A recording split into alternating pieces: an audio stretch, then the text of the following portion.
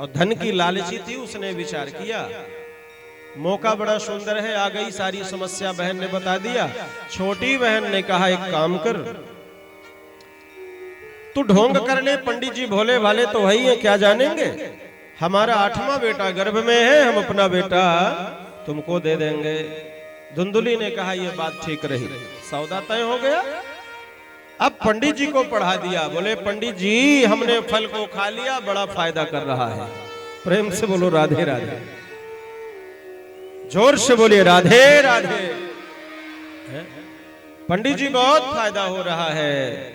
अब पंडित जी बेचारे भोले वाले जब कभी अंदर जाने का प्रयास करते तो पंडितानी कहती महाराज नियम नहीं जानते, जब माताएं गर्भवती हो जाएं तो कक्ष में नहीं जाना चाहिए, उनका दर्शन नहीं करना चाहिए, बहुत सारे नियम बता दिए।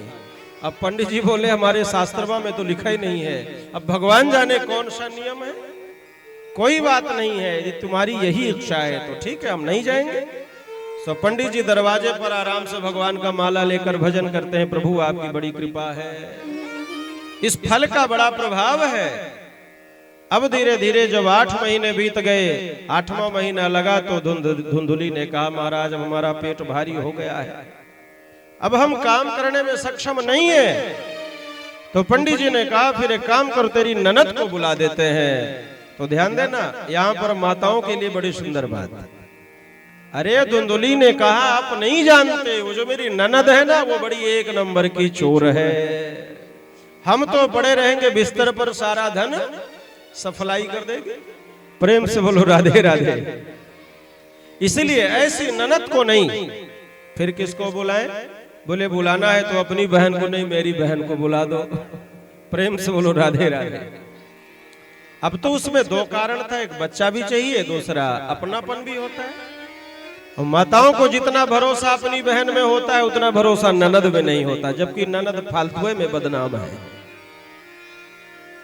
बुला दिया, बोले ठीक है, बहन को बुलाया, बहन आ गई। और इधर धुंधुली ने अपने पेट में बहुत सारे कपड़ों को बांध लिया, गर्भवती होने का नाटक कर लिया। प्रेमियों समय आने पर धुंधुली की बहन ने बच्चे को जन्म दिया, और बच्चे को जब जन्म दिया तो सारे कपड़ों को खोलकर बाहर किया और बच्चे को गोद में लेकर के पंडितानी ने पंडित जी से कहा पंडित जी बधाई हो बधाई हो बधाई हो। अब बेचारे पंडित जी सोचे कि हमारा ही बालक हुआ है, सो महाराज बड़े गाजे बाजे मंगवाए, बड़े बैंड बाजे मंगवाए, बड़े ब्राह्मणों को बुलाए, खूब दान किया, खूब पुण्य किया, खूब धर्म किया।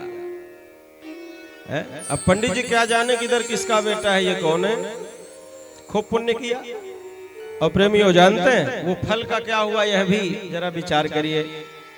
फल को धुंधुली की बहन ने कहा कि तेरी गाय भी बंध्या है, इसलिए अपनी गाय को क्यों ना खिला दे, यदि फल का प्रभाव होगा तो उसके भी बालक बच्चा हो जाएगा।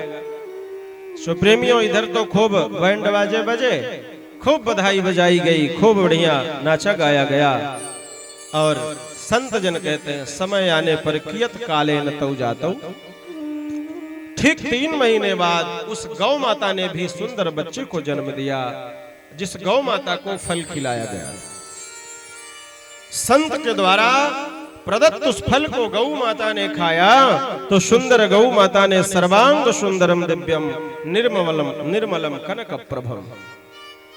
सर्वांग शरीर मनुष्य आकार है, लेकिन जो कान है तो कान ठीक गौ के कान जैसे लंबे लंबे कान है। सो प्रेमियों जब दोनों बच्चों का जन्म हुआ और नामकरण होने के लिए पंडित जी आए तो पंडित जी ने कहा कि आत्मदेव जी ने कहा गुरुदेव ऐसा सुंदर नाम रखिए, मेरा नाम आत्मदेव है तो हमारे बच्चे का नाम रख दीजिए परमात्मा देव। भाई कोई अच्छा नाम रखना चाहिए ना।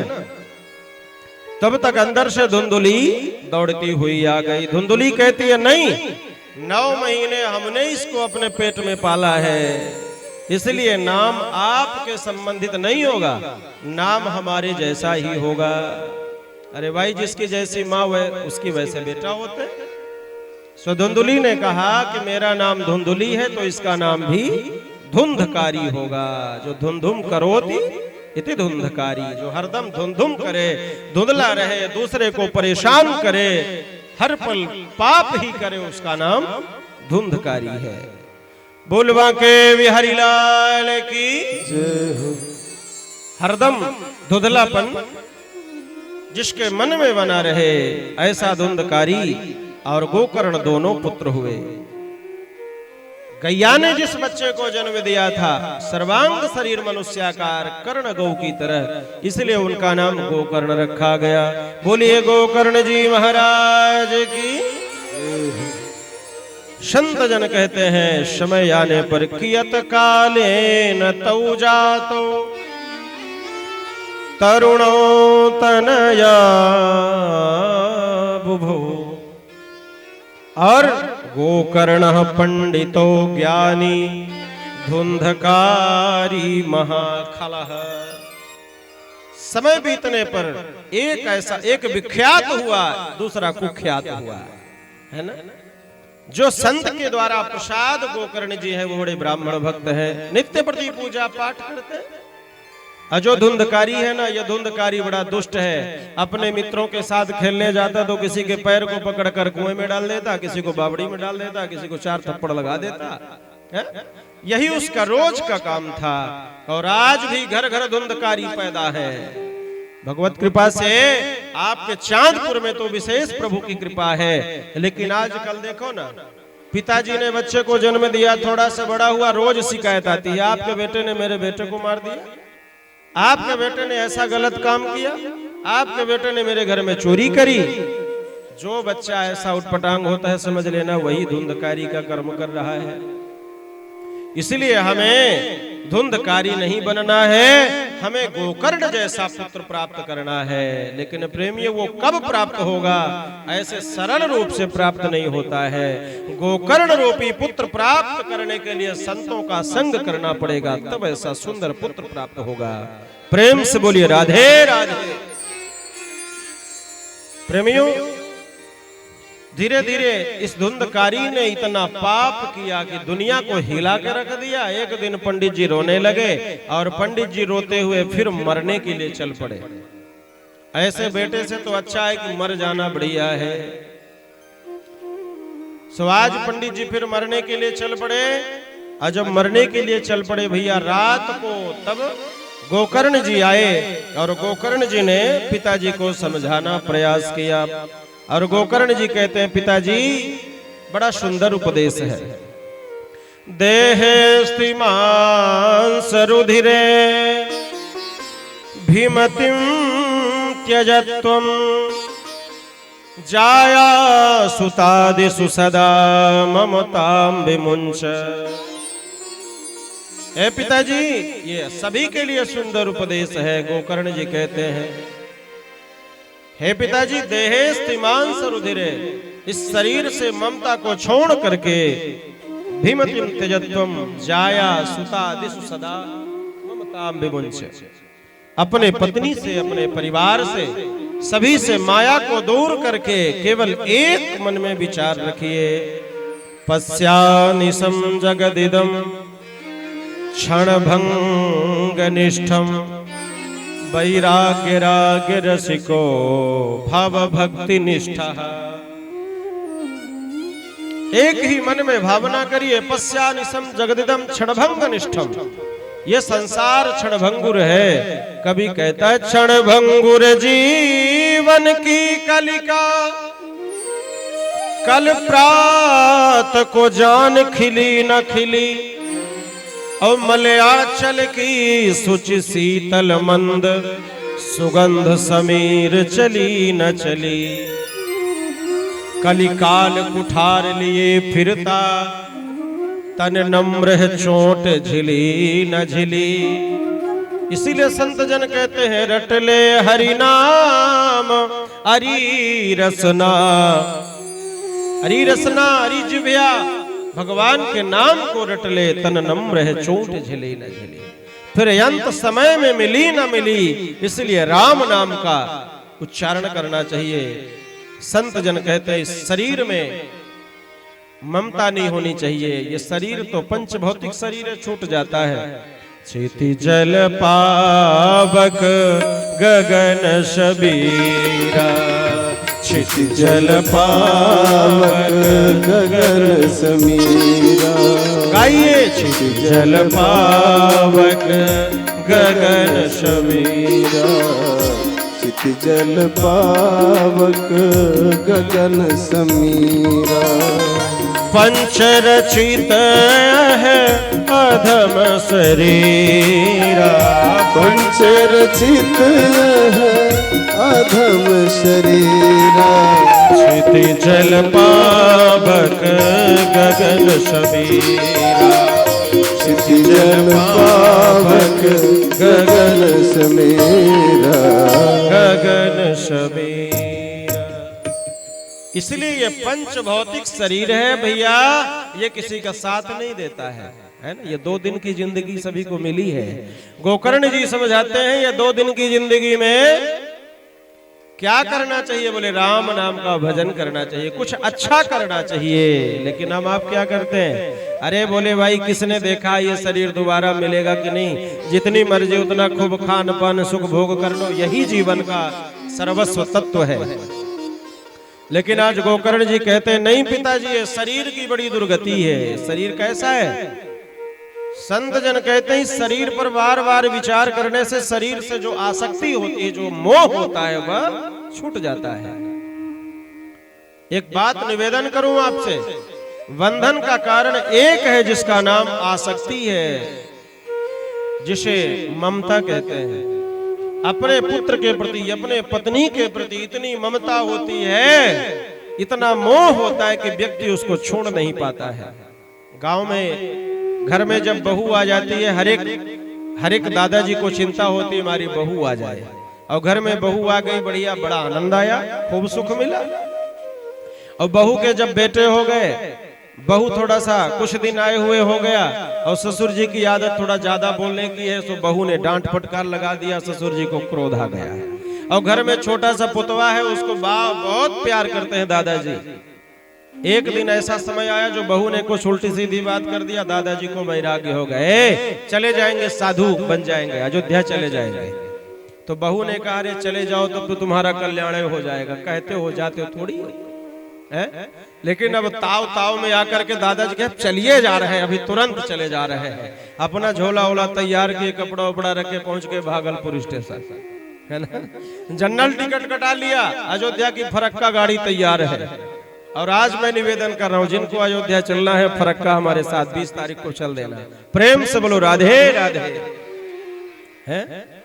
अब दादाजी तैयार हो गए, फरक्का गाड़ी आने लगी, दादाजी का सब वैराग्य धीरे धीरे खोने लगा।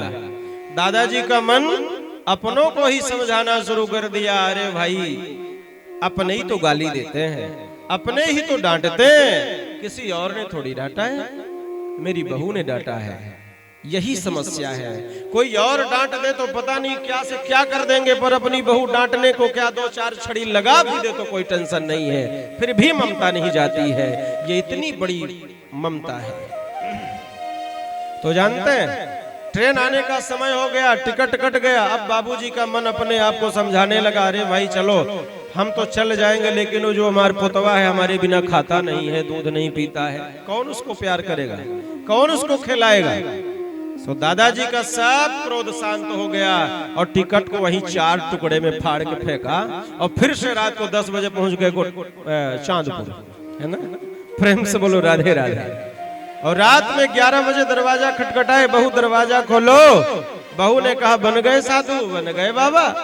सो दादाजी सर नीचे करके फिर बोले क्या करें, वो तेरे कारण तो हम तेरा कभी मुंह ना देखे, लेकिन पोतवा के मुंह देखकर हम लौट आए कि इसको कौन देखेगा।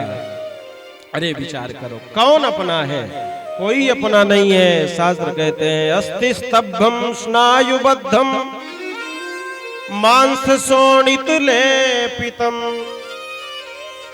इस शरीर की गति कैसी है, बोले जैसे पिलर होता है ना, पिलर के अंदर राड होता है, गिट्टी होती है, छड़ होता है, बालू होता है, सीमेंट होती है, और उसमें ऊपर से प्लास्टर कर दो, पीओपी पुट्टी कर दो तो फाइन हो जाता है, अच्छा लगने लगता है ना। उसी तरह ये शरीर क्या है, बोले ये शरीर में हड्डियां ही हड्डियां पड़ी हैं, मांस के लोथड़े पड़े हैं, और ऊपर से भगवान ने इस चमड़ी से प्लास्टर कर दिया तो ये शरीर सुंदर लगने लगा है। कोई गोरा है, कोई काला है, और ये शरीर, ये सुंदर शरीर को देखकर एक दूसरे से लोग स्नेह करते हैं, प्रेम करते हैं। हम तो बड़े सुंदर हैं, बार बार शीशा देखते हैं। अरे पुरुषों की तो बात छोड़ो, ये माताएं पार्टी में जाती हैं तो बैग होता है ना छोटा सा, उसमें इतना बड़का शीशा रख लेती हैं। अब मौका मिला तो थोड़ा सा देख लिया। प्रेम से बोलो राधे राधे। अरे इस शरीर को क्या बार बार आप देखते हैं? ये शरीर को एक बार सजा लो, ये शरीर नश्वर है। संत जन कहते हैं इसलिए चर्मा वनद्धम दुर्गंधम पात्रम मूत्र पुरी सयो हो। सारे जगह से मलमूत्र निकलते हैं, दुर्गंधी ही दुर्गंधी है। नाक से देखो तो दुर्गंधी, कान से देखो तो मैल, जहां से देखो हर जगह से मैल। सुबह जगो तो आंख से कीचड़ है। सारे शरीर के सारे दरवाजों से कीचड़ ही कीचड़ निकलता है। लेकिन ऐसे शरीर से हम कितनी ममता करते हैं।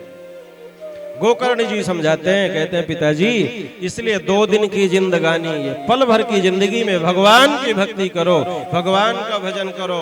आप लोग वर्षों की सोचते रहते हो, लेकिन पल का कोई ठिकाना नहीं है। इसलिए आइए हम सभी लोग बड़े भाव से, कवि के बड़े सुंदर भाव है। 2 दिन की जिंदगानी, सभी लोग गाएंगे। 2 दिन की जिंदगानी, एक रोज सबको जाना। और गाएंगे वही जिनको जाना होगा, जिनको यहाँ रहना होगा जीवन भर, वो बात अलग है ना। पल का बरसों की क्या तू सोचे, पल का नहीं ठिकाना। बचपन की जिंदगानी, एक रोज तुझको जाना। बरसों की क्या तू सोचे, पल का नहीं ठिकाना। बरसों की क्या तू सोचे, पल का नहीं ठिकाना। हरि बोल। की जिंदगानी, एक रोज सबको जाना। सभी लोग भाव से। तू क्या सोचे, पल का नहीं ठिकाना। बरसों की क्या तू सोचे, पल का नहीं ठिकाना। गाइए।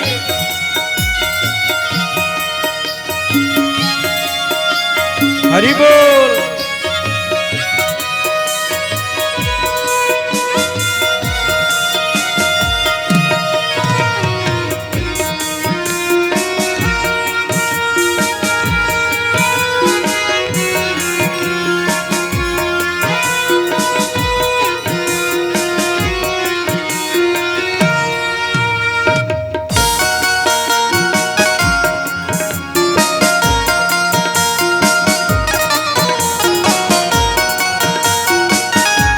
हरि बोल।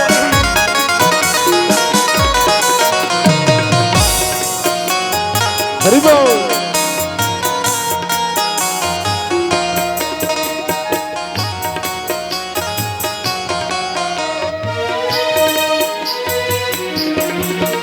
मल मल के तूने अपने तन को जो है निखारा।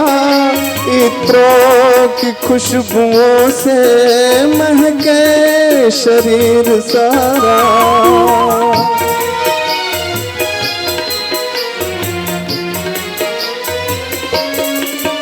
मल मल के तूने अपने तन को है जो निखारा। इत्रों की खुशबुओं से महके शरीर सारा। काया न साथ देगी, काया न साथ देगी, ये बात न भुलाना। वर्षों के क्या तो सोचे, पल का नहीं ठिकाना। पल की जिंदगानी, एक रोज सबको जाना। वर्षों की क्या तू सोचे, पल का नहीं ठिकाना। वो बरसों की क्या तू सोचे, पल का नहीं ठिकाना।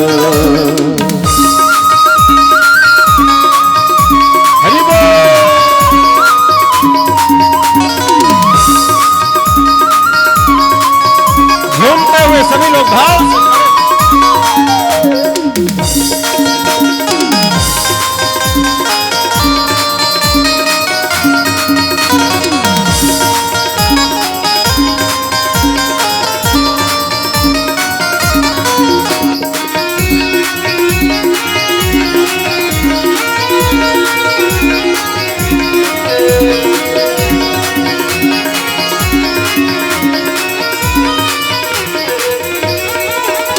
मन है हरि का दर्पण, मन में इसे बसा ले, करके तो कर्म अच्छे, कुछ पुण्य धन कमा ले।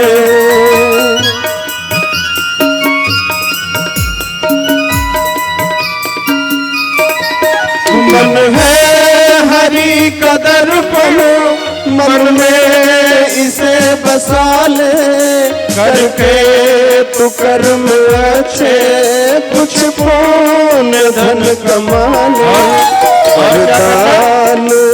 और क्या करना है? बड़े भाव से सभी लोग सुनेंगे। संत कहते हैं कर दान और धर्म तू, कर दान और धर्म तू, प्रभु को अगर है पाना, बरसों की क्या तू का नहीं ठिकाना। वो बरसों की तू क्या सोचे, पल का नहीं ठिकाना।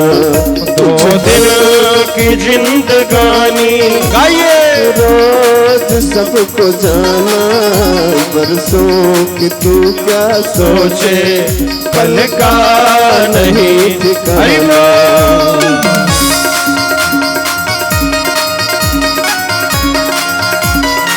बोल भाग्य बिहारी लाल की।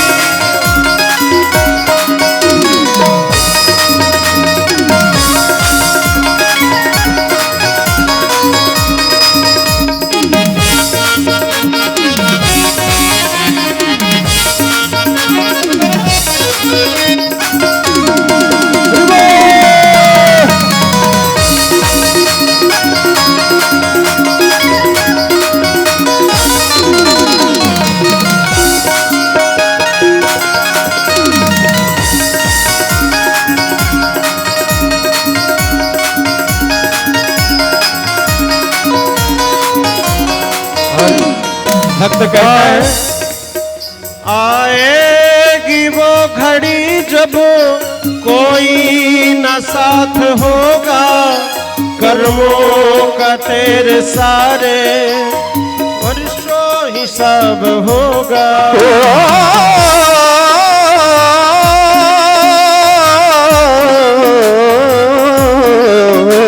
आएगी वो घड़ी जब कोई न साथ होगा, कर्मों का तेरे सारे एक एक हिसाब होगा। अब क्या करोगे? सोच ले। अब क्या करोगे भाई? एक एक कर्मों का हिसाब होगा। इसलिए संत जन कहते हैं ये सोच ले अभी तो, ये सोच ले अभी तो, फिर वक्त नहीं आना। ओ बरसों तू क्या सोचे, पल का नहीं ठिकाना। कुछ पल की जिंदगानी, एक रोज सबको जाना। बरसों की क्या सोचे, पल का नहीं ठिकाना। बरसों की क्या सोचे, पल का नहीं ठिकाना। पल का नहीं ठिकाना, पल का नहीं ठिकाना। बोल बाके बिहारी लाल की जय हो। बरसों की क्या तू सोचे, पल का नहीं ठिकाना।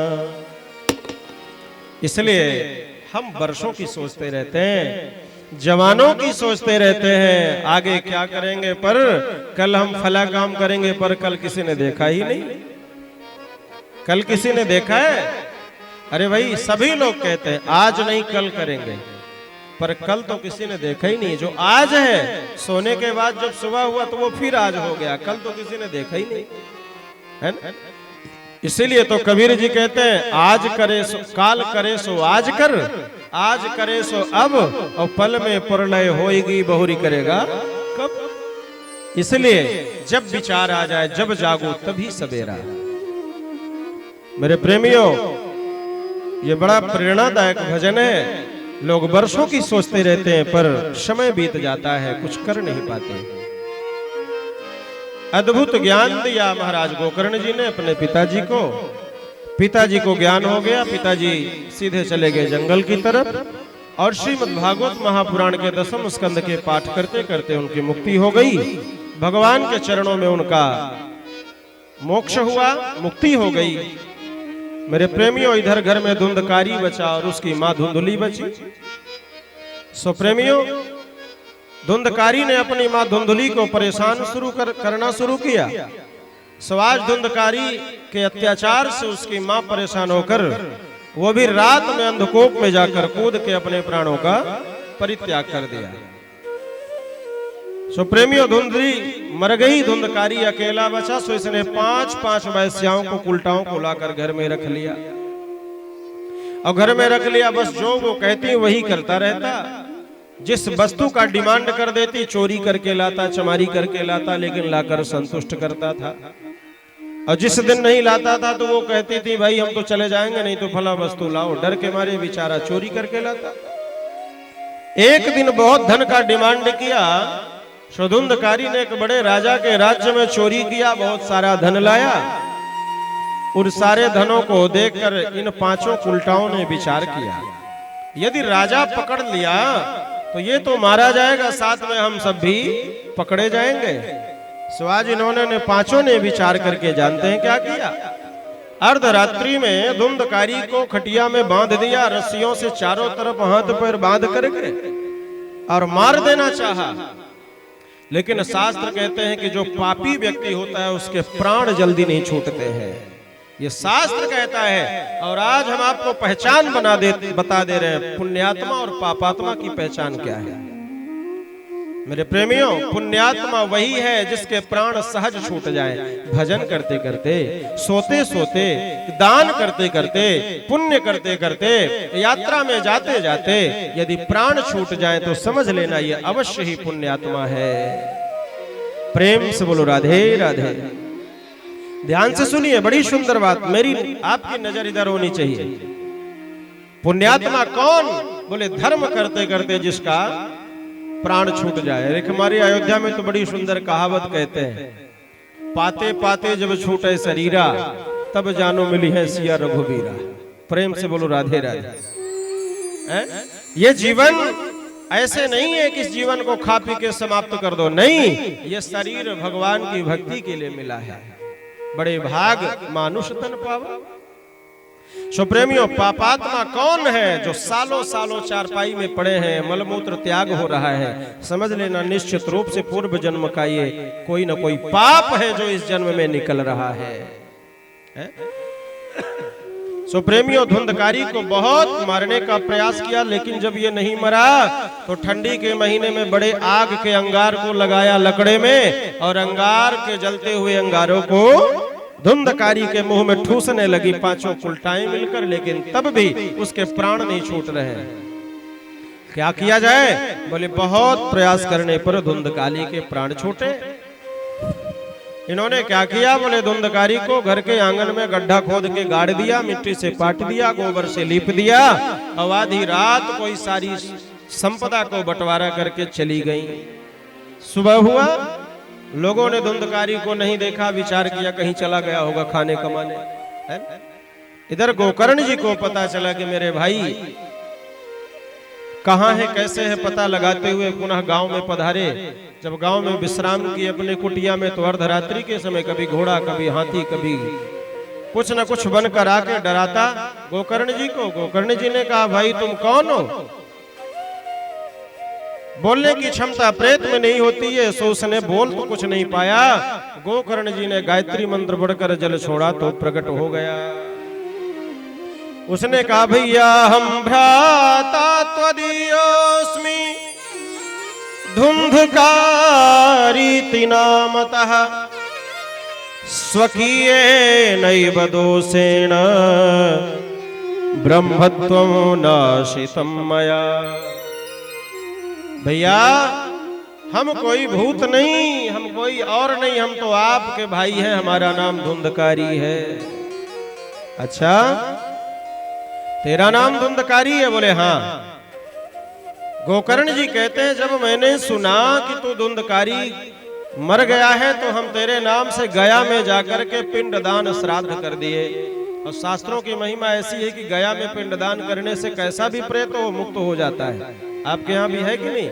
गया में जाकर के पिंडदान करते हैं तो उसका मतलब क्या है? बोले उसका उद्धार हो जाता है। लेकिन तेरा उद्धार क्यों नहीं हुआ? सो ये गोकर्ण कहता है भैया हमारा उद्धार इसलिए नहीं हुआ है, इसके कई कारण हैं, ध्यान से सुनिएगा। बोले हम ऐसा है वैसे प्रेत नहीं है। बोले गया श्राद्ध सते नापी मुक्तिर नहीं वचा नहीं वचा। चाहे लाखों गया श्राद्ध में हमारा पिंडदान कर दो पर मुक्ति होने वाला नहीं है। एक नंबर का प्रेत हूं क्योंकि मैंने भयानक पाप किए हैं। यहां पर बड़ी सुंदर बात है आप सबके लिए। धुंधकारी की मुक्ति क्यों नहीं हुई? पहला कारण सुनिएगा, सभी लोगों का ध्यान इधर हो। धुंधकारी की मुक्ति क्यों नहीं हुई? धुंधकारी कहता है भैया मैं अपने जीवन का अनुभव बता रहा हूं। चाहे जितने तीर्थ कर लो, चाहे जितने दान कर लो, चाहे जितने पुण्य कर लो, पर जिसने अपने जीवन में माता और पिता को सताया है, शादपुर ग्रामवासियों हम ये मंच से कहते हैं कभी उसका उद्धार नहीं होगा, चाहे वो कितना भी बड़ा पुण्य आत्मा अपने आप में बने। अच्छा लगे तो ताली जरूर बजाइएगा। और आप सभी से निवेदन है कि जीवन में यदि मुक्ति पाना है तो अपने माता पिता को कभी सताने का प्रयास मत करना। और जिसके माँ बाप के आंख से आंसू निकले हैं समझ लेना जीवन बेकार है। इसलिए जेना जिसने माता पिता की सेवा नहीं करी, धुंधकारी कहता है मैंने अपने माता पिता को सताया है इसलिए हमारी मुक्ति ना तो गया में होगी ना कहीं होगी, कुछ और प्रयास सोचिए। इसलिए आप सभी से निवेदन है, बड़ी दुर्भाग्य की बात है एक माँ अपने 5 बच्चों को जैसे तैसे पाल लेती है, पढ़ा लिखा के कोई आईएएस बना, कोई पीसीएस बना, कोई इंजीनियर बन गया, पर घर में माँ बाप बेचारे बुढ़ापे अवस्था में एक गिलास पानी के लिए तरसते रहते हैं। और बाबूजी कहते हैं पिताजी छुट्टियां ही नहीं मिल रही है, क्या करें? आप इतना मत पढ़ा दीजिए कि आपसे इतना दूर चला जाए कि उसको छुट्टी ना मिले, मर जाओ तो लाश जलाने के लिए भी अंतिम दर्शन भी नहीं मिल पाता। मेरे भाई माता पिता सबसे बड़े गुरु हैं, पहला कारण। दूसरा कारण हम आपसे निवेदन करें, जब आप पंडित जी के पास जाते हो तो पंडित जी संकल्प कराते हैं, है ना? और संकल्प में क्या बोलते हैं? अपना नाम और गोत्र बोलो। तो गोकर्ण जी को क्या पता कि किसका बेटा है, वो तो सोच रहे हमारा भाई है। तो गोकर्ण जी ने अपने पिता आत्मदेव जी का गोत्र बोल दिया, है ना? अब भाई जिस गोत्र का हो, अब उस गोत्र का तो वो है नहीं क्योंकि बहन का बेटा है, और निशाना बदल गया तो सब कुछ बदल गया, है ना? चिट्ठी बहुत बढ़िया लिखी हो, बहुत बढ़िया एड्रेस पड़ा हो, लेकिन जरा उसमें पिन कोड की गलती हो गई हो या कोई एड्रेस बदल गया हो तो बहुत सुंदर पत्रिका है लेकिन वो निश्चित स्थान तक नहीं पहुंच पाएगी जब तक एड्रेस में सुधार नहीं होगा, है? उसी तरह ये नाम और गोत्र। लेकिन दुर्भाग्य है कि आज के बच्चों से पूछो गोत्र क्या है तो बोलते हैं बाबा हमको पता नहीं है। अरे डूब जाना चाहिए, अपना नाम और अपना गोत्र तो मालूम होना चाहिए सभी को। सो प्रेमियों, इसलिए भी कल्याण नहीं हुआ। इस तरह से धुंधकारी का जब कल्याण नहीं हुआ, प्रभु कुछ और विचार करो। बड़े विद्वानों को बुलाया, सब कुछ जवाब नहीं दे पाए। अंत में गोकर्ण जी ने सूर्य भगवान की गति को रोक दिया। तुभ्यम नमो जगत साक्षिन ब्रूहि में मुक्ति हेतुकम। हे जगत साक्षी सूर्य भगवान, आप ही मेरे भाई के कल्याण का साधन बताओ। सूर्य भगवान ने कृपा करके कहा कि श्रीमद् भागवतान मुक्ति ही सप्ताहम वाचनम कुरु। गोकर्ण जी यदि इसका कल्याण चाहते हो तो सप्ताह वाचन कराओ, श्रीमद् भागवत महापुराण कराओ। ये मैं नहीं कहता, इसलिए सभी से निवेदन है, जीवन में खूब खाओ कमाओ पर एक बार भागवत की कथा जरूर सुनिए। बिना भागवत की मुक्ति नहीं है। और मान लीजिए घर में ना सुन पाइए तो हमारी समिति आपके लिए इतनी सारी व्यवस्था बनाई है ना? तो आप सबसे निवेदन है कि थोड़ा थोड़ा सहयोग दीजिए और सहयोग करके तन मन धन के द्वारा अपने जीवन को कृतार्थ करिए। ये पावन अवसर आप सभी के लिए मिला है। प्रेम से बोलो राधे राधे। क्या किया जाए? बोले गोकर्ण जी ने बड़ी सुंदर व्यवस्था बनाई भागवत महापुराण कराने के लिए। बड़ा सुंदर मंडप बनाया, आचार्य जी को बुलाया, पूजा पाठ संपन्न हुआ, भागवत कथा शुरू हो गई। दिव्य अद्भुत कथा शुरू हुई। सायंकालीन के बेला में जैसे कथा विश्राम हो गई, सधुंधकारी कथा के प्रभाव से दौड़ता हुआ प्रेत योनि में रहने के बावजूद भी पहुंच गया। कहां रहूं? बोले बाहर बैठ गया, बड़ी जोर से हवा आई, हजारों किलोमीटर दूर पहुंच गया। प्रेत हवा रूप तो होता है। फिर भागता हुआ दौड़ कर आया, उसने विचार किया कहां रहूं? सो बोले एक बांस पड़ा हुआ था, मंडप का बचा हुआ अवशेष बांस, सूखा बांस पड़ा था, सो उसी में जाकर के घुस गया। चाहे हवा आए चाहे पानी आए, उससे बढ़िया सेफ्टी जगह कोई और नहीं दिखाई पड़ी। 7 दिन उसने कथा श्रवण किया और संत जन कहते हैं इस तरह से 7 दिन में 7 गांठें थी उस बांस में। और जैसे शाम को कथा विश्राम करती सो एक गांठ चटक जाती। इस तरह से 7 दिन में 7 गांठ चटक गई और धुंधकारी दिव्य रूप धरो जाता तुलसी धाम मंडित। प्रेम से बोलिए भक्तवत्सल भगवान की। धुंधकारी प्रकट हो गया। धुंधकारी ने बार बार भागवत की महिमा गाते हुए बार महिमा गाते और कहते हैं धन्य भागवती वार्ता प्रेत पीड़ा विनाशिनी। धन्य है ये भागवत की कथा जो प्रेत से भी मुक्ति प्रदान करने वाली है। इसलिए ऐसी भागवत कथा को हम सभी श्रवण करें। बोले संसार कर्दमालेप्य प्रक्षालन पटीयसी। जैसे शरीर के कीचड़ को धोने के लिए साबुन होती है, वैसे मन के कीचड़ को धोने के लिए श्रीमद् भागवत महापुराण भागवत भागीरथी गंगा में जो अवगाहन करते हैं, जो गोता लगाते हैं, जो श्रवण करते हैं, उनकी अवश्य ही मुक्ति हो जाती है। प्रेमियों, ये ऐसी भागवत भागीरथी गंगा है कि 5 प्रकार के पाप जघन्य पाप कहे गए हैं। कौन कौन? बोले ब्रह्मगणैश्च गोघ्नैश्च स्वर्णस्ते च मद्यपः। पहला ब्रह्म हत्यारा, दूसरा गो हत्यारा, ब्रह्मग्नैश्च गोघ्नैश्च स्वर्णस्ते च मद्यपः। सोने को चुराने वाला है ना, ये जो सोना माताएं पहनती है ना, इसकी जो चोरी सोने का करता है। और मद्यपः, चौथा नंबर शराब है ना? है कि नहीं? यहाँ पर कितने ऐसे लोग बैठे हैं जो शराब पीते हैं। मेरे प्रेमियों, झूठ मत बोलना भगवान के दरबार में। जरा हाथ ऊपर उठा देना, कौन कौन शराब पीते हैं? अरे शान के साथ उठाओ भाई, जब पीते हो तो डरना क्या है? प्रेम से बोलो राधे राधे।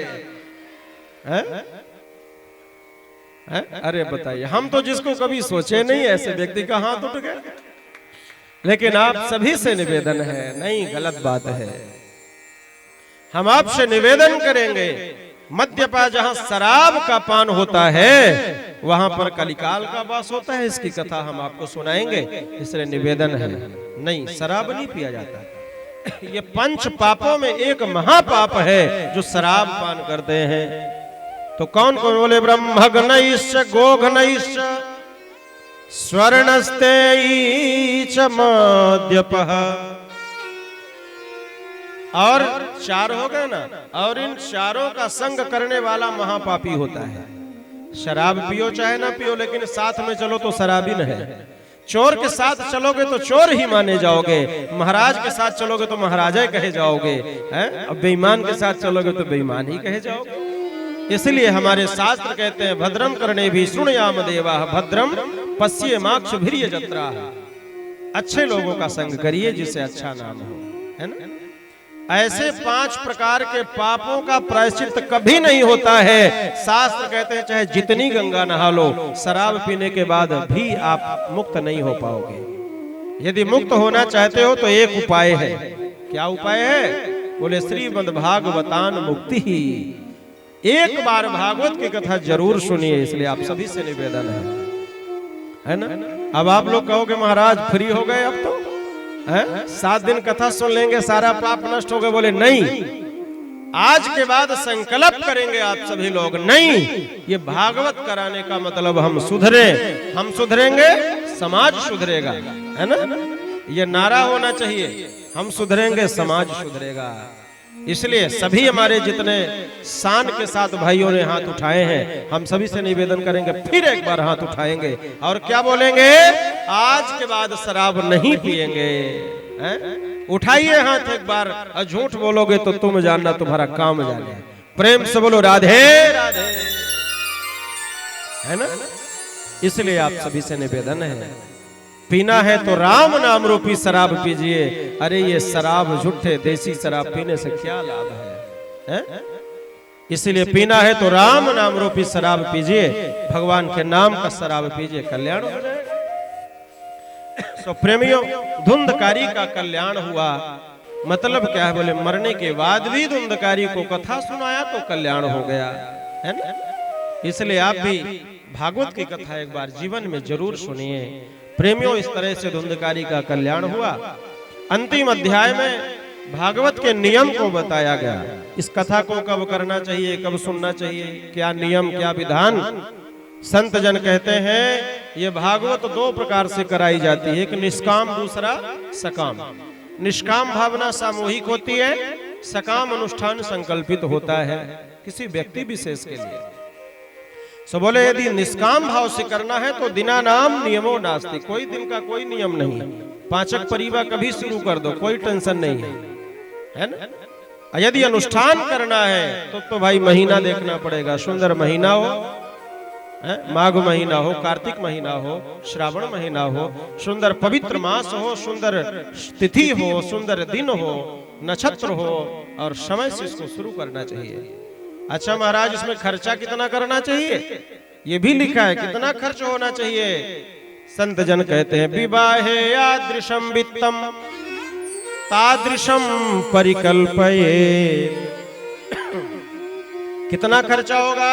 बोले आप अपनी बेटी के विवाह में जितना सामर्थ्य के अनुसार खर्च करते हो, जिस तरह से बेटी का विवाह मनाते हैं, दहेज देते हैं, कन्यादान करते हैं, उसी तरह से भगवान की भागवत की कथा में भी भगवान का जन्मोत्सव मनाए, विवाह उत्सव मनाए, और उतना ही दहेज देना पड़ेगा जितना अपने बेटी को देते हैं। अब आप कहोगे महाराज तो बड़ा महंगा पड़ेगा, लेकिन महंगे की क्या बात भाई, करना तो पड़ेगा। जितना खर्च विवाह बेटी के यहाँ करते हैं उतना ही भागवत में करना चाहिए। अब यहाँ कोई अकेले थोड़ी करना, यहाँ तो 15 लोग हैं, 20 लोग हैं, पूरा चांदपुर है, हमारी मातृ शक्तियां हैं। लेकिन निवेदन, यहाँ पर महत्व धन का नहीं है, यहाँ पर मन से भी यदि आप दान करते हैं तो आपको पुण्य अवश्य प्राप्त होगा। लेकिन ऐसा नहीं है कि है तब भी मन काम करे, नहीं, वो तो अभाव में मन है जिसके पास ना हो।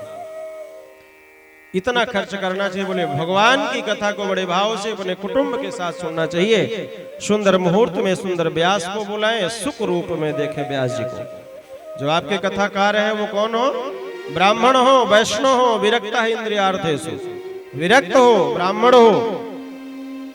और यहाँ तक कि हम निवेदन करें, हमारे जो भागवत की महिमा है, जो भागवत की वाणी है, भागवत की वाणी है कि इस कथा को कहने वाला ब्राह्मण ही हो सकता है, और ब्राह्मण में भी पुरुष हो सकता है। नारियों को प्रवेश करने का कोई अधिकार नहीं है।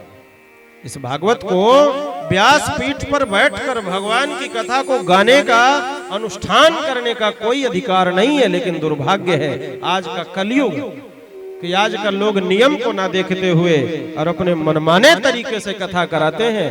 ये कष्ट की बात है, लेकिन हमें आप सबको विचार करना चाहिए। प्रेम से बोलो राधे राधे।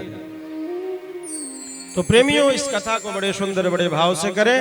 अंत में इस कथा में सारे संत महात्मा गण पधारे, सब लोग पधारे बड़े भाव से। भगवान की कथा को श्रवण करते हुए इस महात्मा का यहाँ पर विश्राम सभी संत जन बड़े भाव से गाते हैं। तेरी मर्जी का मैं हूँ गुलाम, हे गोविंद जैसे तू राखे वैसे हम तेरे साथ में, मेरा कल्याण करना।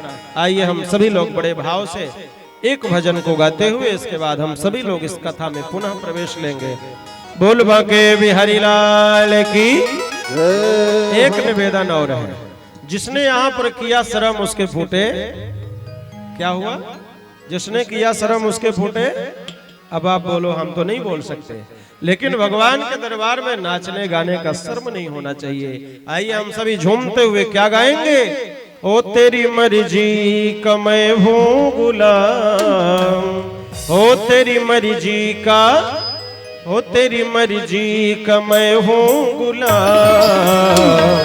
अलबेले राम मेरे अलबेले राम, अलबेले राम मेरे अलबेले राम। तेरी मर्जी का, ओ तेरी मर्जी का, ओ तेरी मर्जी का मैं हूँ गुलाम।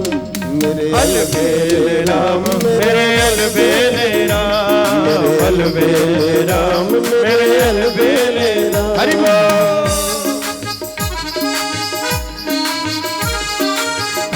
सभी लोग झूमते हुए भाव।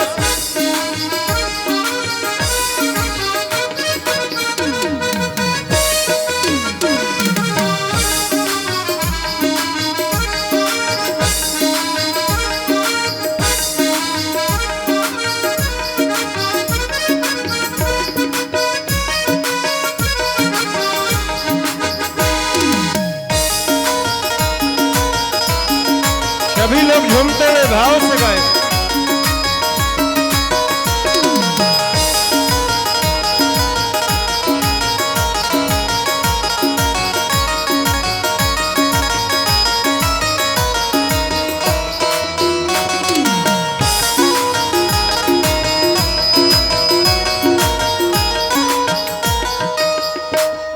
तन मन धन प्रभु तुम पर सब कुछ न्योछावर।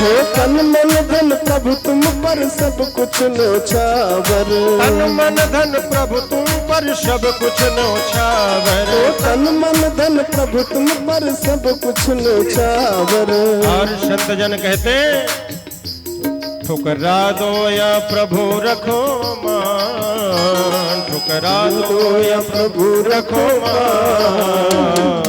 अलबेले राम मेरे अलबेले राम, अलबेले राम मेरे अलबेले राम। तेरी मर्जी का, ओ तेरी मर्जी का, ओ तेरी मर्जी का मैं हूँ गुलाम।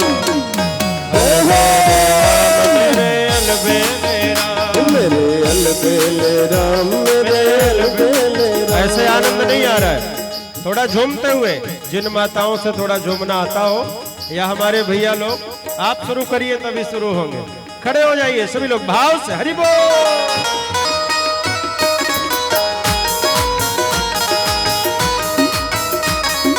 हरि बोल।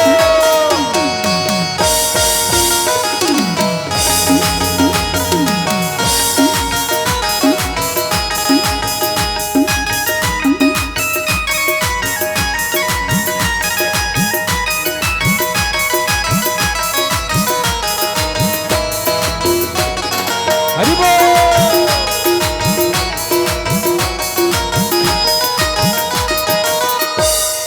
हार चुका हूँ मैं तो अकल लड़ा कर, हार चुका हूँ मैं तो अकल लड़ा कर।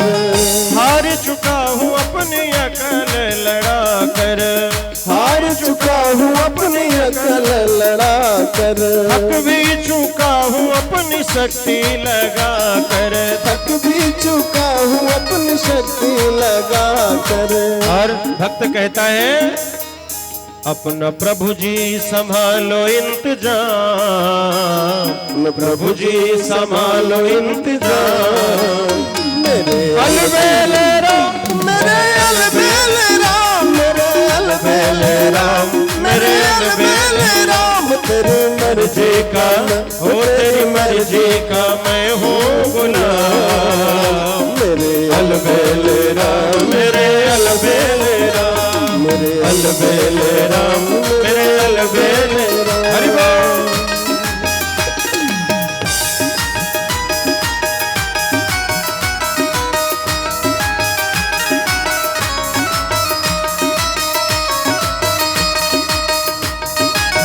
हरि बोल।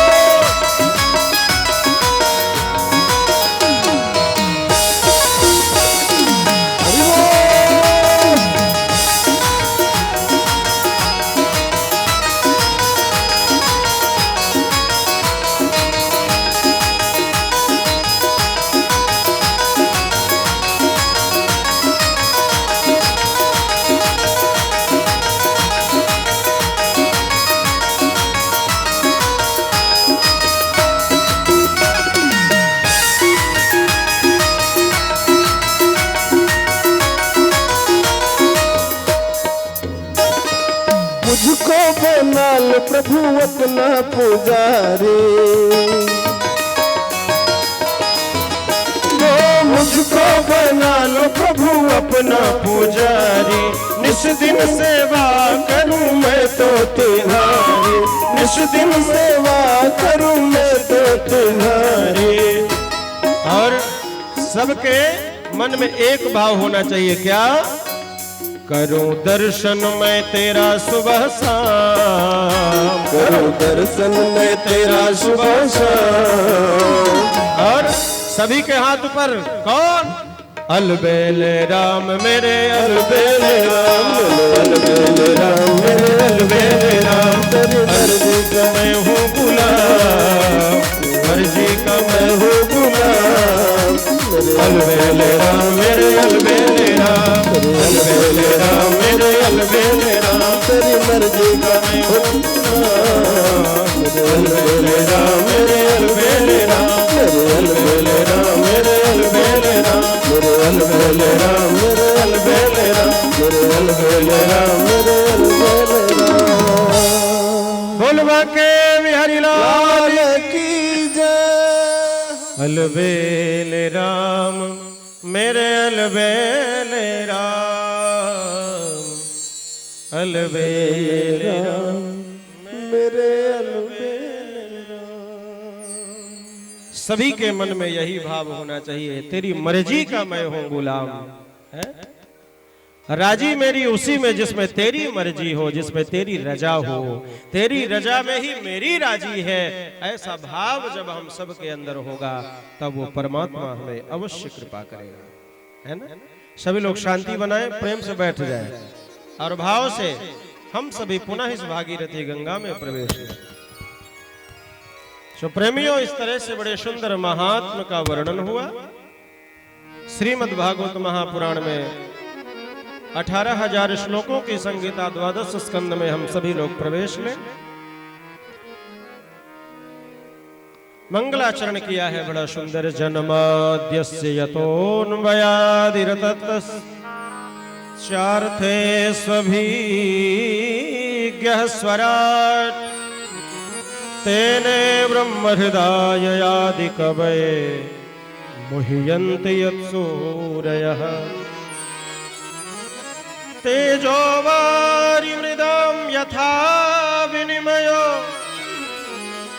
यत्र त्रिशोऽमृषा धाम्ना स्वेन सदा निरस्तु कुहकं सत्यं परं धीमहि। श्रीमद् भागवत महापुराण के इस प्रथम मंगलाचरण में किसका ध्यान किया? बोले परम सत्य। कोई नाम नहीं लिया, न राम का, न कृष्ण का, न किसी शक्ति का नाम नहीं। बोले किसका ध्यान कर रहे हो? बोले सत्यम परम धीमहि। जो ध्येय है, जो ज्ञेय है, जो अनुकरणीय है, ऐसे परमात्मा को सत्यम परम धीमहि। वो सत्य कौन है? बोले उस सत्य को लोग विविध नामों से जानते हैं। सत्य कोई राम, सत्य कोई व्यक्ति विशेष नहीं, सत्य केवल एक ब्रह्म है। ब्रह्म सत्यम जगन मिथ्या। ऐसे शक्ति का ध्यान किया और शक्ति का ध्यान करते हुए, वंदन करते हुए मैंने निवेदन किया था। कल हमने निवेदन किया था कि नैमिषारण्य क्षेत्र में 88,000 मुनियों के मध्य गुरु जी के बीच में गुरु पद में विराजमान श्री सूत जी महाराज विराजमान हैं और सूत जी महाराज विराजमान होकर सभी का प्रतिनिधित्व कर रहे हैं। आज सारे ऋषियों ने मिलकर सूत जी से 6 प्रश्न किए हैं, जिस 6 प्रश्नों में सारी भागवत समाई है। वह प्रश्न कौन है? सभी के लगभग यही प्रश्न है। थोड़ा आप लोग आवाज बंद करिए। माताओं, आप सभी से निवेदन, सभी लोग शांति बनाएं। शोर तो कभी भी किया जा सकता है, पर ये भगवान की कथा फिर थोड़ी मिलेगी। प्रेम से बोलिए राधे राधे। सो मेरे प्रेमियों, आज 6 प्रश्न किए हैं शौनकादि ऋषियों ने। 6 प्रश्न कौन कौन? आइए हम श्रवण करते हैं। किम श्रेयः शास्त्र सारः, कः स्ववतार प्रयोजनम्,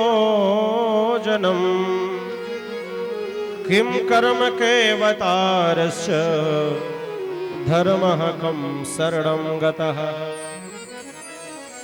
6 प्रश्न कौन कौन है? बोले शौनकादि ऋषियों ने आज पहला प्रश्न किया, महाराज हम जानना चाहते हैं प्राणी मात्र का धर्म क्या है। प्राणी मात्र का धर्म क्या है, व्यक्ति को करना क्या चाहिए, पहला प्रश्न यह है।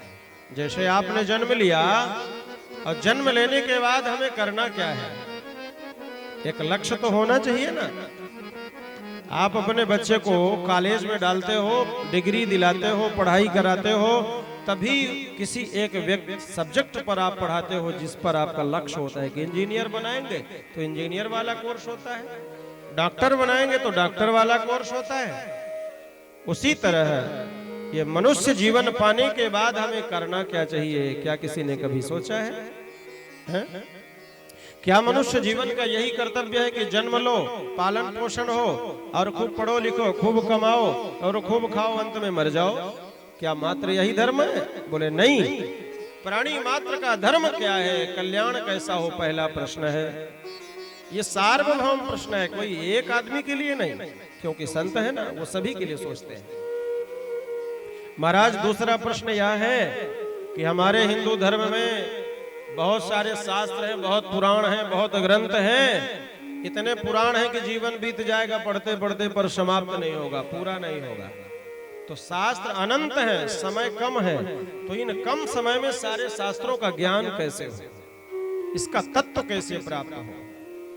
महाराज मेरा तीसरा प्रश्न है, हमने सुना भगवान विविध अवतार लेते हैं। भगवान के 24 अवतारों का वर्णन अभी आगे आएगा, श्रवण करोगे। कभी भगवान राम बन के आते हैं, कभी श्याम बन के आते हैं, कभी बाराह बनकर आते हैं।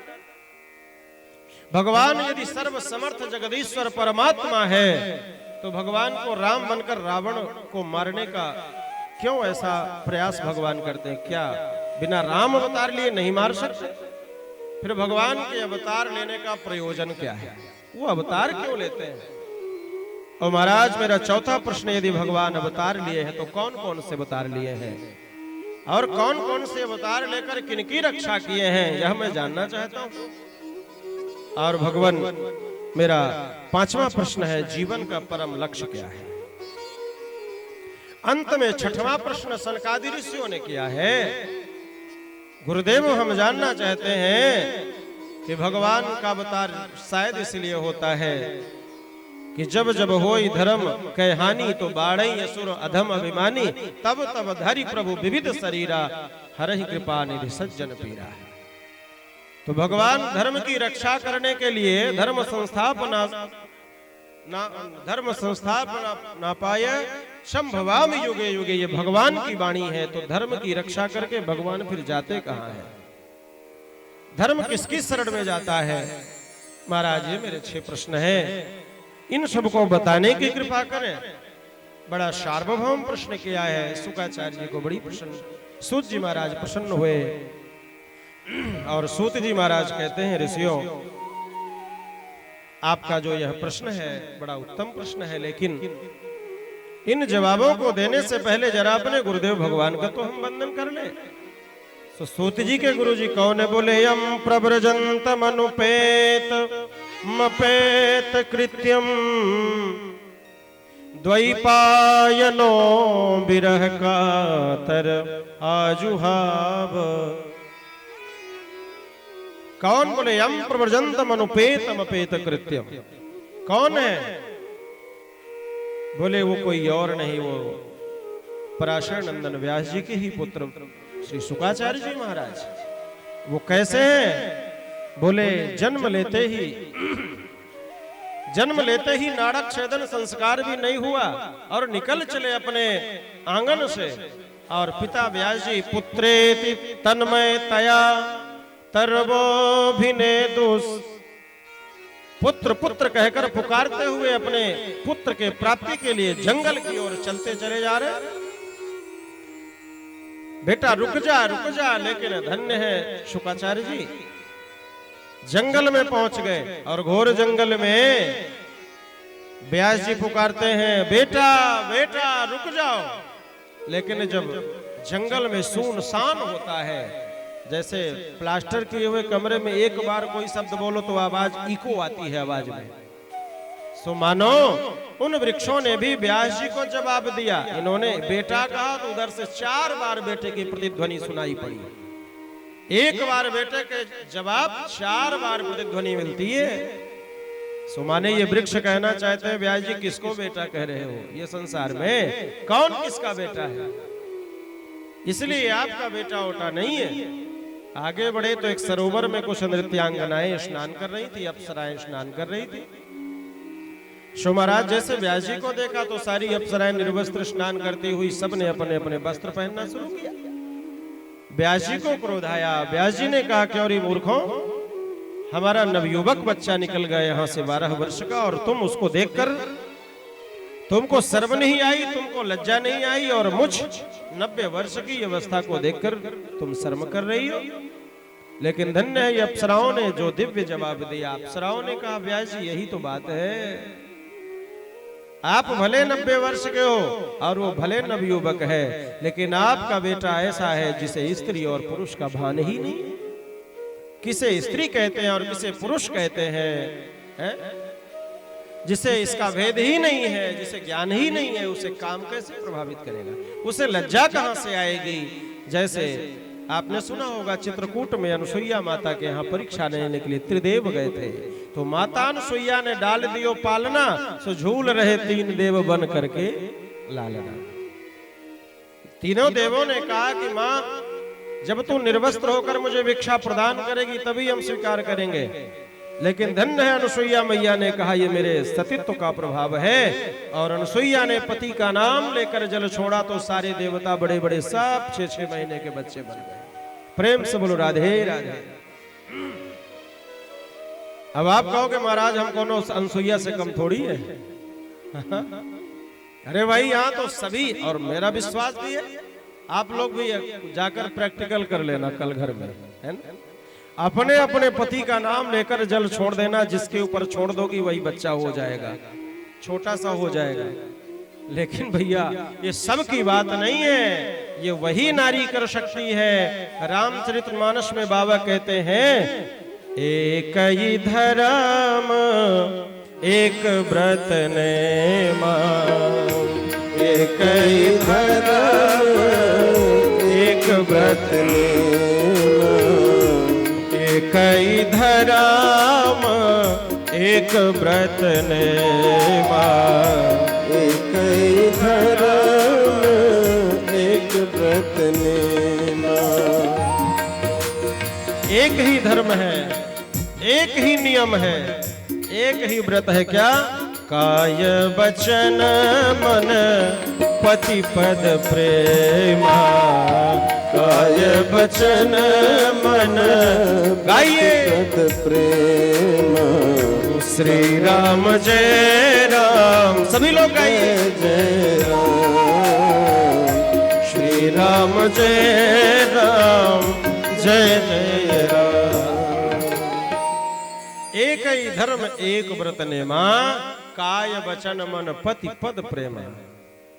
कौन पत्नी के, कौन ऐसी पतिव्रता नारी है जिसके पास शक्ति नहीं है, लेकिन शक्ति प्राप्त करने के लिए नारियों का एक ही धर्म है, अपने पति के चरणों की सेवा करना।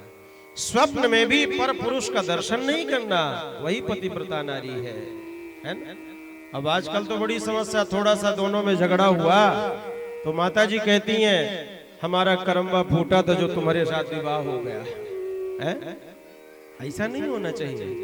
पति तो अपना परमेश्वर होता है, पत्नी का धर्म है।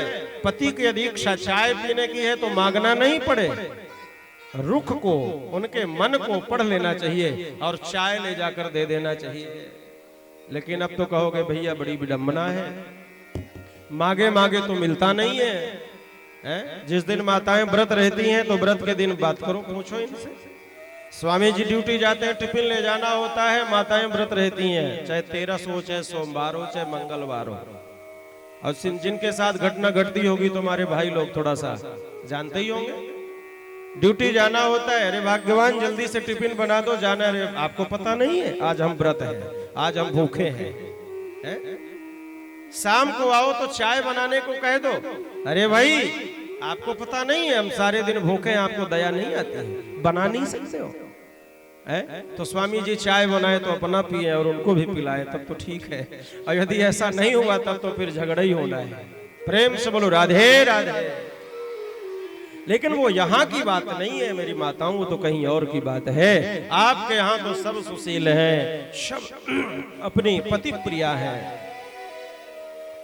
सो ऐसे महाराज उन अप्सराओं ने कहा कि आपको पता नहीं है महाराज, आपका बेटा तो अलक्ष लिंगो निज लाभ तुष्टो, उसको कुछ ज्ञान नहीं है। व्यास जी लौट गए। सूत जी महाराज बड़ी सुंदर वंदना करते हैं। सूत जी महाराज कहते हैं कि वही सुखदेव भगवान जब जन्म लेना हुआ तो बार बार बाहर निकलना ही नहीं चाहते। कहते हैं ये भगवान की जो माया है ये व्यामोहित कर लेगी, परेशान हो जाऊंगा। सो भगवान ने आकर स्वयं आदेश दिया है तब वो बाहर निकले। और वास्तव में यह सत्य है कि जब व्यक्ति का जन्म होता है तो वो स्वच्छ पावन पवित्र होता है। जैसे बारिश की बूंदें, बारिश के महीने में आपने देखा होगा बारिश की बूंदें गिरती हैं तो स्वच्छ निर्मल होती हैं, पर ये लाल पीले काले मिट्टी में पड़ते ही वो पानी भी ठीक उसी तरह परिणित हो जाता है जैसे मिट्टी होती है।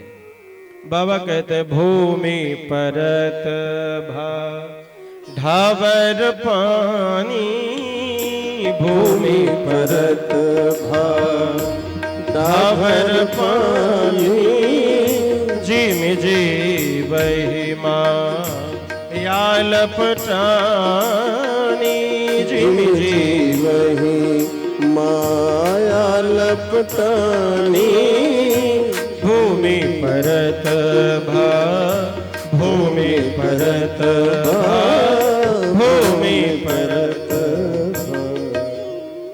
इसलिए हमें निर्मल ही बने रहना है। इस कारण से भगवान के सतत भक्ति करना चाहिए। ऐसे शुकाचार्य जी को वंदन किया। कैसे बोले स्वानुभावम अखिल श्रुति सार में मध्यात्म दीपमति तीर्षतां तमोन्धम, संसारिणां करुणया पुराण गुह्यम, तम व्यास सोनमुपयामि गुरुं मुनीनां। बोलिए सुखदेव भगवान की जय हो। कौन सुखदेव भगवान? बोले ये संसार में अंधेला छा रहा था, ये संसार सागर में अंधकार में डूबा चला जा रहा था। ऐसे डूबते हुए संसार को, ऐसे संसारियों के कल्याण के लिए श्रीमद् भागवत रूपी प्रकाश को लेकर के सुखदेव भगवान ने पूरे समाज में संसार के कल्याण के लिए जो इन्होंने ये तेज में प्रकाश पुंज का निर्माण किया, ज्ञान दिया। ऐसे परम शुकाचार्य जी को हम सभी मिलकर के सादर बार बार प्रणाम करते हैं। प्रेमियों, इस तरह से शुकाचार्य जी का वंदन किया और वंदन करने के बाद प्रथम प्रश्न का जवाब देना शुरू किया। सूत जी महाराज कहते हैं ऋषियों, आपने पहला प्रश्न पूछा है प्राणी मात्र का धर्म क्या है। आप याद रखिएगा 6 प्रश्न हैं, और 6 दिन भी बचे। ये 6 दिन में 6 प्रश्नों का जवाब आपको मिलेगा। यही भागवत है ना। इसलिए पहला प्रश्न पूछा है जीव मात्र का धर्म क्या है। बोले जीव मात्र का धर्म है सबई पुंसाम परो धर्मो यतो भक्तिरधोक्षजे अहैतुक्या प्रतिहता ययात्मा संप्रसीदति। प्राणी मात्र का धर्म क्या है। बोले सबई पुंसाम परो धर्मो। सभी प्राणियों का एक ही धर्म है। क्या धर्म है। बोले यतो भक्तिरधोक्षजे अहैतुक्या प्रतिहतो ययात्मा संप्रसीदति। व्यक्ति के अंदर ये भाव होना चाहिए, व्यक्ति के अंदर ये विचार होना चाहिए, सभी प्राणियों में भगवत दर्शन करना चाहिए, सभी प्राणियों में केवल भगवान का दर्शन। श्री राम मैं सब जग जानी। जो हमारी आस्था है, जो हमारा विश्वास है, जो हमारा प्रेम है, जो हमारी भक्ति है, वो काम संकल्पित ना हो, कोई सकाम ना हो। हमारी भक्ति निष्काम भाव से होनी चाहिए। और प्रेमियों, संतों ने भक्ति के 2 विश्लेषण बताए हैं। भक्ति के 2 विशेषण हैं। एक भक्ति है निष्काम और दूसरी भक्ति है सकाम। ध्यान से सुनिएगा, बड़ी सुंदर बात है। 2 प्रकार की भक्ति पूरा संसार करता है, एक निष्काम दूसरा सकाम। निष्काम भक्ति कौन है भाई। निष्काम भक्ति वह है जिसे किसी वस्तु की कामना नहीं होती है। हम भगवान की भक्ति तो करते हैं पर भक्ति के बदले में कुछ चाहते नहीं है। और दूसरी भक्ति वह है जो सकाम भक्ति होती है। हमने 10वीं परीक्षा में उत्तीर्ण निकलना है, फर्स्ट नंबर लाना है, तो हनुमान जी के मंदिर में रोज जाते हैं और रोज दीपक जलाकर हनुमान जी से प्रार्थना करते हैं, हनुमान जी यदि हम 10वीं परीक्षा में उत्तीर्ण हो गए, पास हो गए, तो 1.25 मन लड्डू मेरी तरफ से आपको भोग लगेगा। तो हनुमान जी कहते हैं मानो जैसे यही खजांची हो, यही मालिक हो। हनुमान जी को बड़ी हंसी आती है। हनुमान जी कहते हैं दुनिया को देने वाले तो हम हैं और हमने तेरे को दिया है, और तू कहता है कि हम आपको 1.25 मन का लड्डू भोग लगाएंगे। मानो हनुमान जी 1.25 मन लड्डू के भूखे हैं। हनुमान जी कहते हैं रखे रहा अपना 1.25 मन लड्डू। जिसके मन में ऐसा भाव आ जाता है प्रेमियों, 1.25 मन नहीं चाहे पूरा जीवन समर्पित कर दे तब भी वो पास होने वाला नहीं है। मेरे प्रेमियों, भगवान क्या नहीं जानता है। भगवान तो अंतर्यामी है ना। सच्चा भक्त कौन है। जो भगवान के मंदिर में जाए, भगवान की भक्ति करे और भगवान की भक्ति के बदले में भगवान से कुछ मांगे नहीं, कुछ नहीं चाहिए। जैसे केवट ने भगवान को पार किया, भगवान ने कहा केवट कुछ ले लो। केवट कहता है अब कछु नाथ न चाहिए मोरे, दीन दयाल अनुग्रह तोरे। आज नाथ मैं काह न पावा, आज मैं क्या नहीं पा गया, सब कुछ मैं सहज रूप से प्राप्त कर गया। दुनिया को देने वाला ब्रह्म आज हमारे गोद में बैठा है, हमारी नाव में बैठा है। आज उसके शरण चरण मिल गए, विश्व के बढ़कर और क्या चाहिए। इसलिए मांगना है तो थोड़ा सा एक मात्रा का अंतर है, बस छोटा सा। सभी लोग ध्यान से सुनेंगे।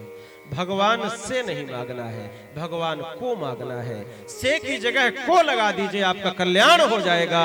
और जिसने जीवन में भगवान से मांगी है वह तो सीमित रह जाएगा, लेकिन जिसके घर में भगवान आ गए, है ना? मनु जी महाराज ने तपस्या किया, भगवान प्रकट हो गए। बोलो राजा क्या चाहते हो। मनु जी ने कोई धन संपत्ति नहीं मांगी। मनु जी कहते चाहूं तुम ही समान सुत,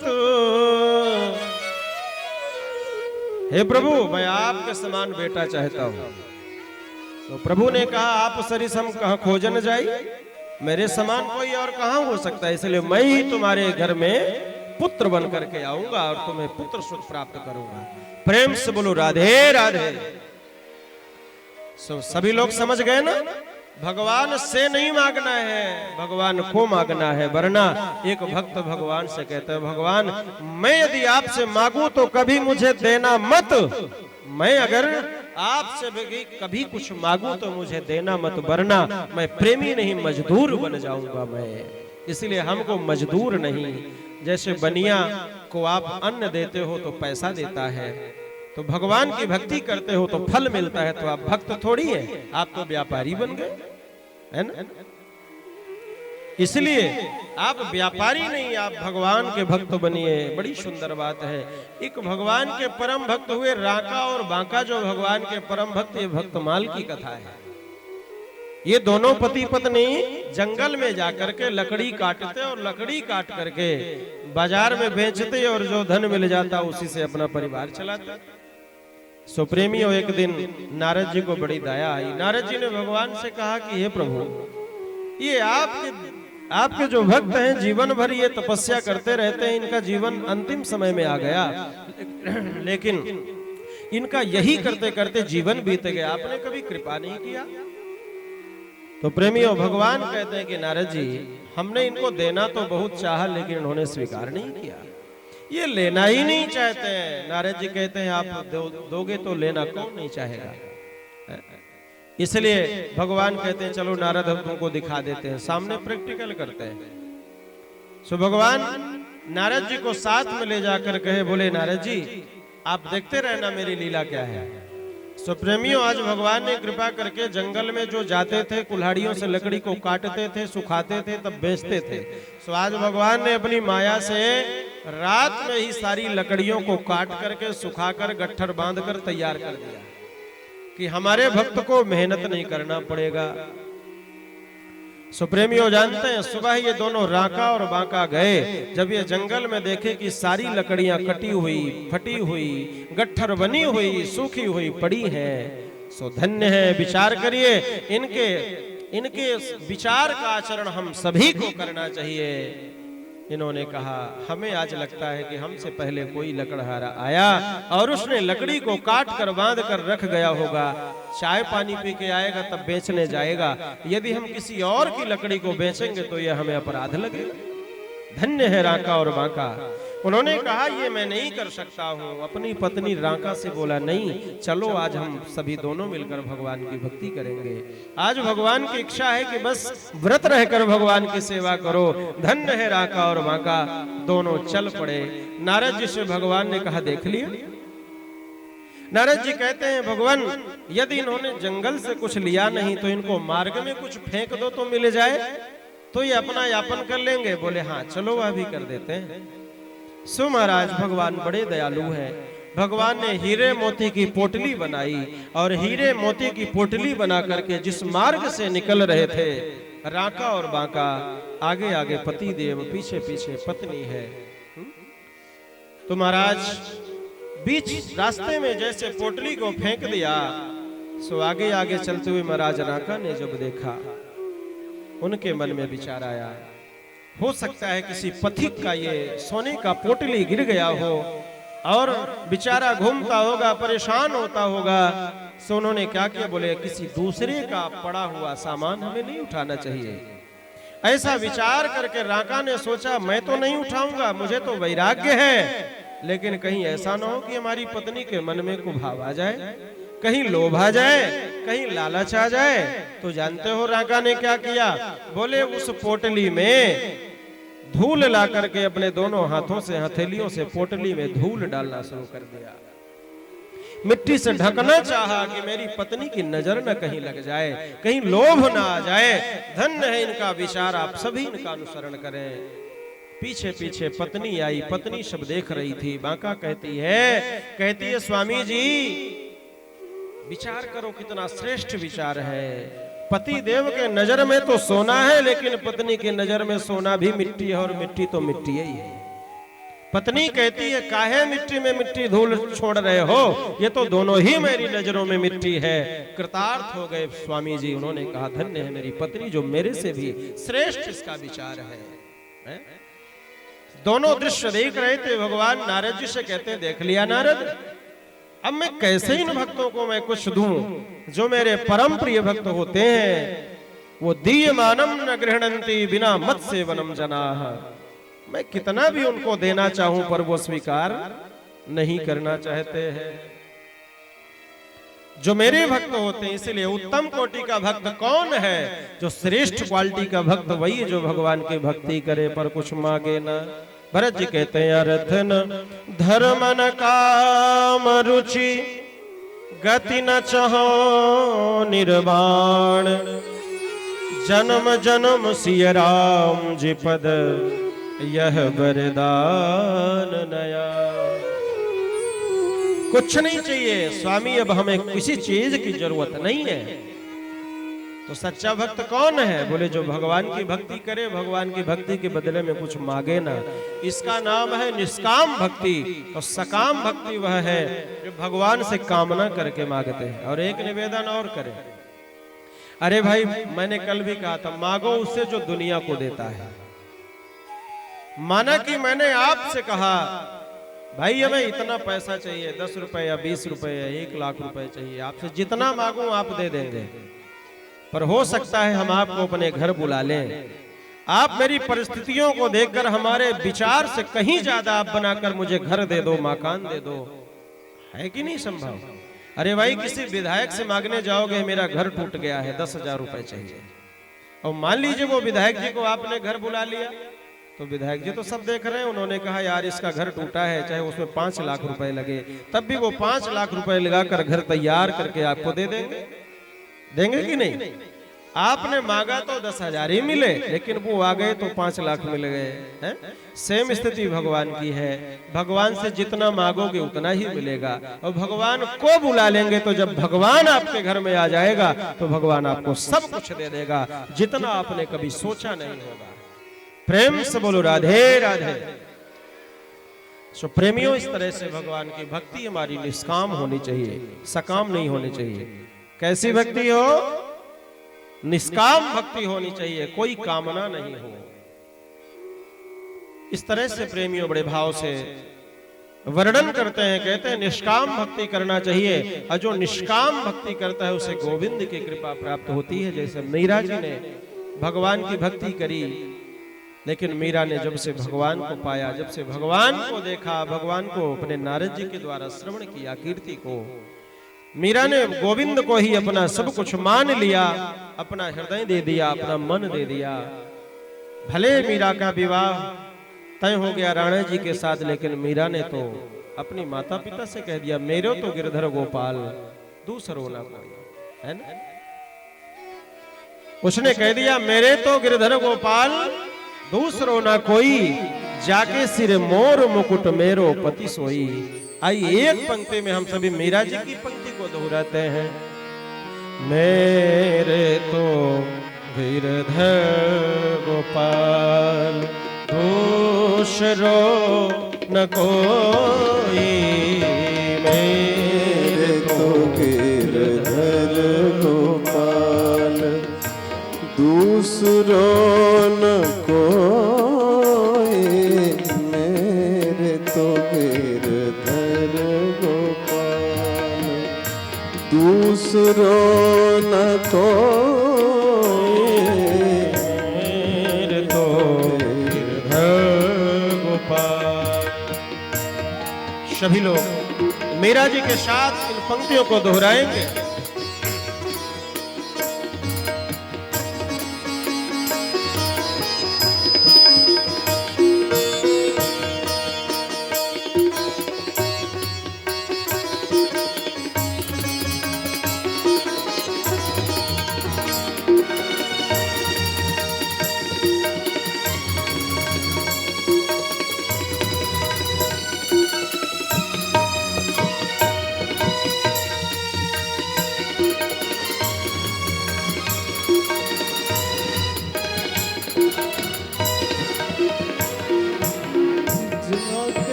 मुकुट जाके सिर मोर मुकुट मेरो पति सोए, जाके सिर मोर मुकुट जाके सिर मोर मुकुट मेरो पति सोए, मेरे तो गिरधर गोपाल दूसरो न कोई, मेरे तो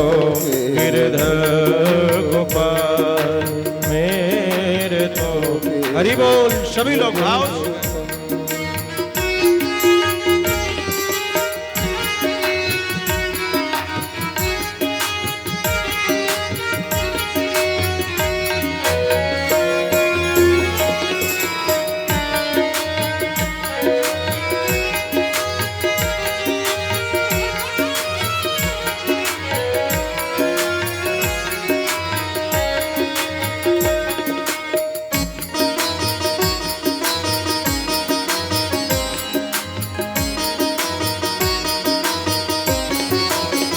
हरि बोल।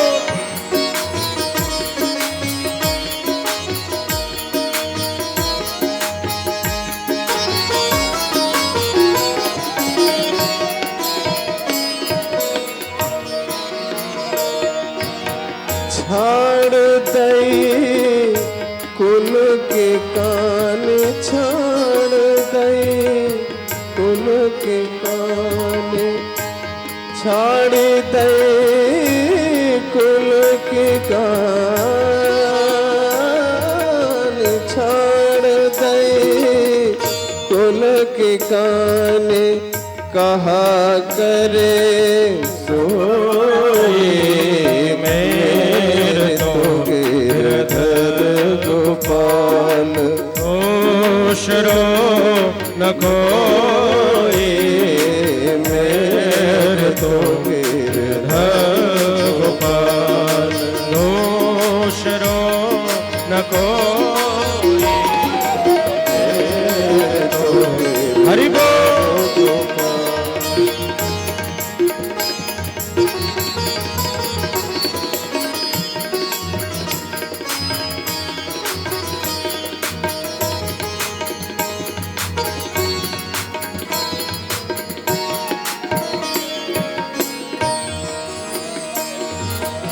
असुवन जल सींच सींच, असुवन जल सींच सींच, असुवन जल सींच सींच, प्रेम बेली बोए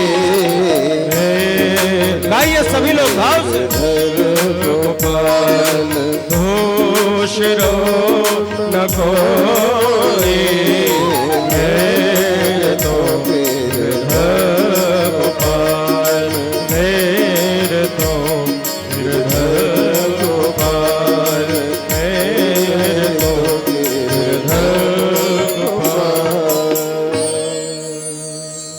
मीरा जी कहती है मेरे तो गिरधर गोपाल दूसरो ना कोई। मीरा जी ने अपने मन में एक ही बात को बिठा लिया, अपने जीवन में बस मेरा यदि कोई अपना है तो वो मोहन है, वो भगवान है ना? सारे रिश्तों को ठुकरा दिया केवल गोविंद को प्राप्त करने के लिए, है ना? इसलिए हमें भी संसार के सारे रिश्तों को ठुकरा कर गोविंद से प्रीति करना चाहिए। और सत्य बात यह है, सही बात यह है कि जिस दिन आपको यह ज्ञान हो जाएगा कि यह जीवन परमात्मा ने दिया है, यह शरीर कर्म करने के लिए मिला है, लेकिन हमें जाना तो भगवान के शरण में है। जिस दिन भगवान याद आ जाएगा, उनके भक्ति का ज्ञान हो जाएगा, ये संसार सहज रूप से छूट जाएगा, वैराग्य हो जाएगा। हैं? वैराग्य क्यों नहीं होता? क्योंकि मोह होता है। आप छोटे से एग्जाम्पल से, दृष्टांत से विचार करें। यहाँ पर कई ऐसे माता पिता होंगे जिन्होंने अपनी बेटी का विवाह किए होंगे। विचार करिए, आप अपने घर में बेटी को 20 वर्ष 22 वर्ष घर में सेवा पालन करते हो, पढ़ाते हो, लिखाते हो। जब तक विवाह नहीं होता, बेटी आपके घर में होती है, कोई यदि उस बेटी से आगंतुक व्यक्ति पूछ दे, बेटा तेरा घर कहाँ है, तेरे माता